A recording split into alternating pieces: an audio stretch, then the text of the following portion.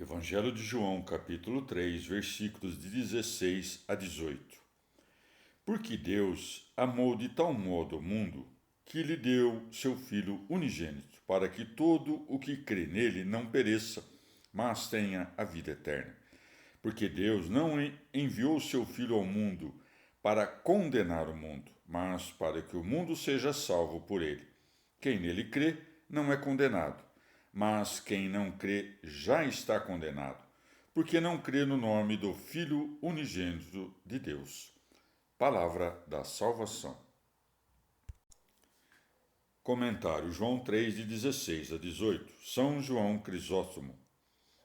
Quando nosso Senhor disse: "Importa que seja levantado o Filho do Homem", estava a indicar veladamente a própria morte. Não se quedasse Nicodemos contristado e o não tivesse por um homem comum, cuja morte resultaria inútil.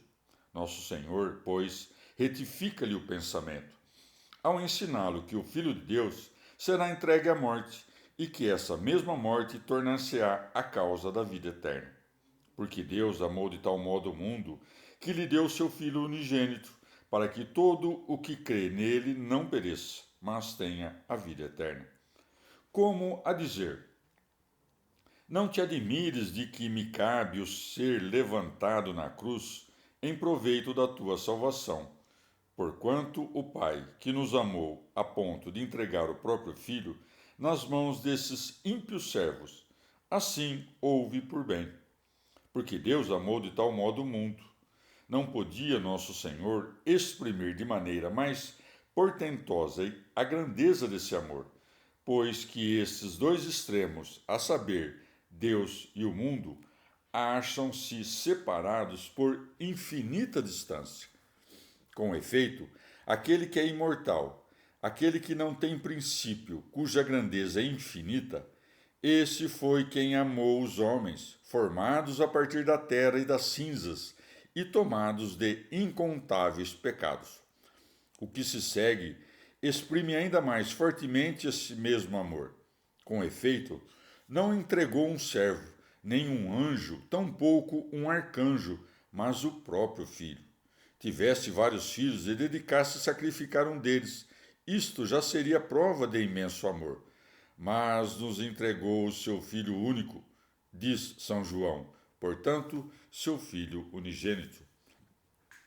Numerosas almas, aqui preguiçosas e fracas, com o fito de a não mais transgredirem e de se entregarem a muito profunda indiferença, abusam da misericórdia de Deus e se firmam nessas palavras do Salvador a declarar que não há geena, que não há punição e que o Senhor perdoa-nos a nós todos os pecados. É prudente lembrar, contudo, que há dois adventos de nosso Senhor. O primeiro, que já se cumpriu, e o segundo, que haverá de suceder mais tarde. Naquele, ele veio não a julgar, mas a perdoar-nos os pecados. Neste, inversamente, virá não para perdoar, mas para julgar.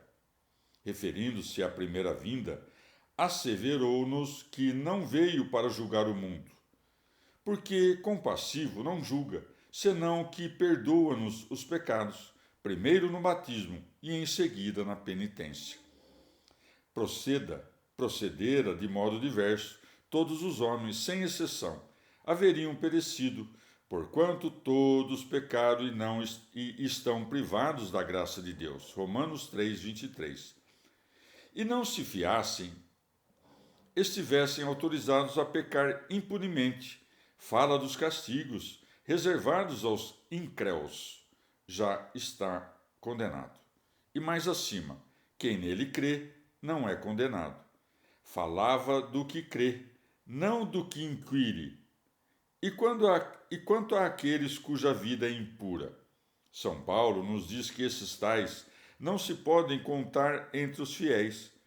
Confessam que conhecem a Deus, mas negam-o com as obras. Tito 1,16. Com isto, quis o apóstolo dizer que não serão julgados quanto à fé, senão punidos severamente pelos crimes que cometeram, não pelo crime da infidelidade, porque disto não são de fato culpados. E tal diz porque a incredulidade já é, ela mesma, punição para a alma impenitente. Que suplício maior, com efeito, pode haver do que ser lançado fora da região luminosa? Ou nosso Senhor está simplesmente prevendo o que há de suceder? De fato, o homicida, mesmo antes de passada a sentença, já está condenado pela natureza do crime que cometeu. E do mesmo modo, como com o incréu. Foi assim que Adão morreu no dia em que comeu do fruto da árvore.